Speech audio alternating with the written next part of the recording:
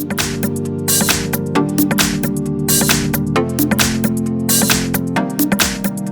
I have OPPO F9 Pro, and let me show you how to reset app and app data on the following device. So at the very beginning, let's start by using the home screen, find and select the settings.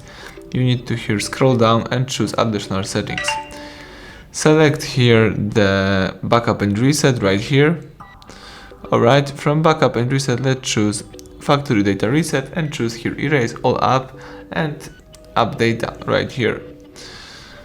So if you would like to erase all app data and deletable apps, let's tap erase data, tap erase data again, and let's wait until the operation will be completed.